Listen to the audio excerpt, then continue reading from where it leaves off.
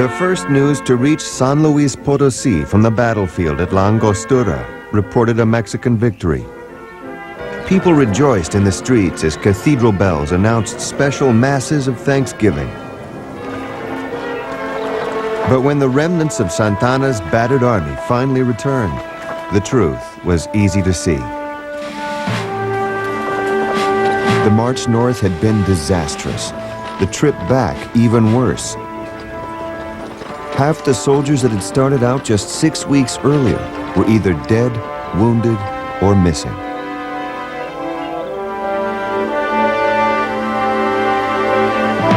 For Santa Anna, there was no time to rest. In Mexico City, a revolt had broken out against his vice president, Valentin Gómez Farías. Desperate for money to fight the war, Gómez Farías had tried to force the church to contribute more funds. In response, National Guard units, backed partly by the church, took to the streets in protest. Many of the rebel officers were from the upper class. The people called them polcos, after the polka, the dance then in fashion among the wealthy. For Mexico, the Polcos rebellion could not have come at a worse time. La posibilidad de salvación de un... The possibility of creating a united front among the different political groups in Mexico is gone. So now anything is possible.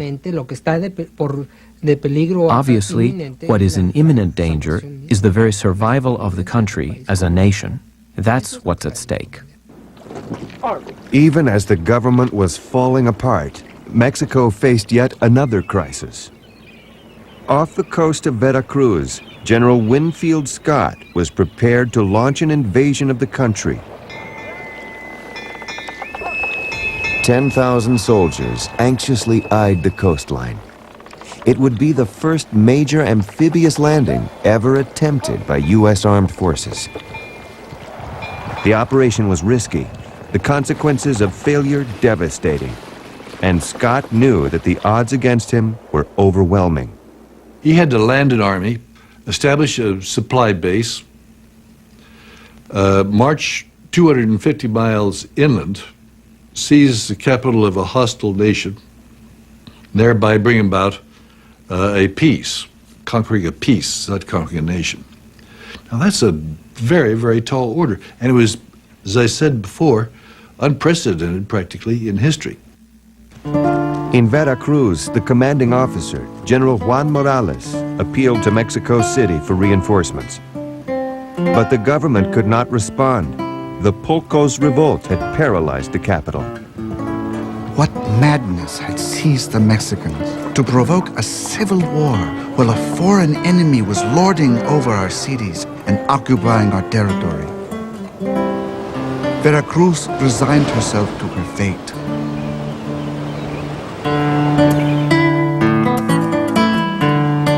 On the morning of March 9th, 1847, the day dawned clear and calm. Scott decided the time had come.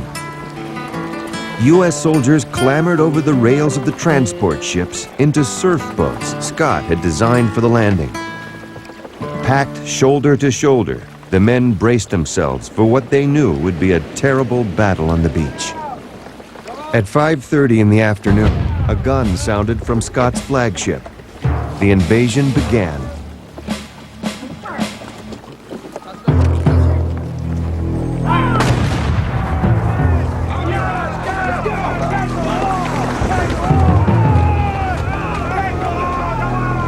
Soon, the first U.S. soldiers scrambled through the surf and onto the beach.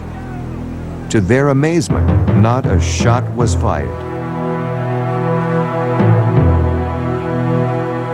General Morales and his troops remained behind the thick fortified walls of Veracruz, hoping to hold out until help could arrive. For the next 12 days, Scott's troops surrounded the city with batteries of heavy guns and mortars. On March 22nd, Scott sent an ultimatum to General Morales. Morales refused to surrender.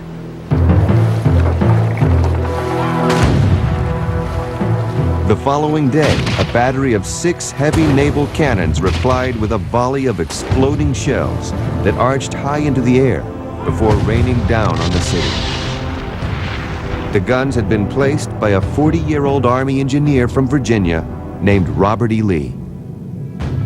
The shells thrown from our battery were constant and regular discharges, so beautiful in their flight and so destructive in their fall. It was awful. My heart bled for the inhabitants. The soldiers I did not care so much for, but it was terrible to think of the women and children. The shelling continued day and night. Deadly fires broke out everywhere. The surgical hospital in the convent of Santo Domingo suffered from the fire. During an operation on a wounded man, a shell extinguished the lights, and when other lights were brought, the patient was found torn in pieces, and many others dead and wounded. José María Castillo Velasco.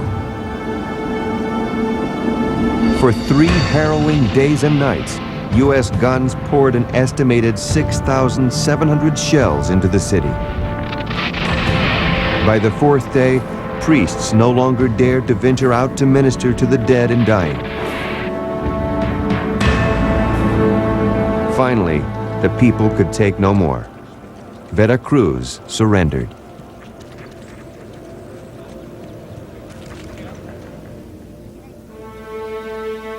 In Mexico City, the satirical press criticized the government and the military's inability to turn back the U.S. invasion.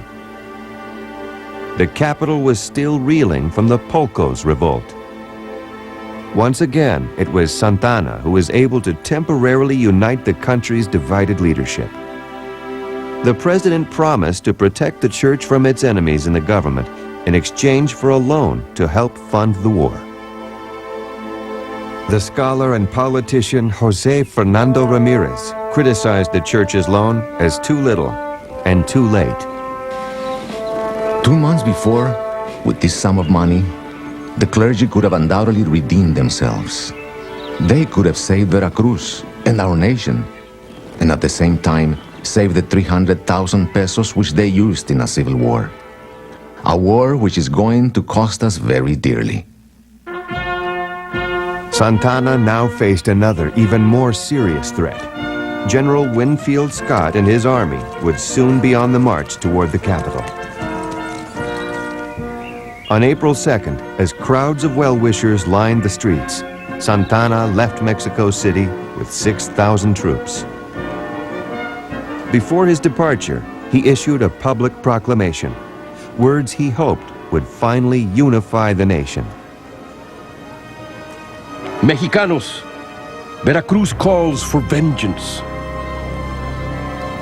Follow me and wash out the stain of her dishonor. To our shame be it said, we ourselves have produced this deplorable misfortune by our interminable discords. Mexicanos, the national cause is infinitely just, although God appears to have abandoned us. The hour of sacrifice has sounded its approach.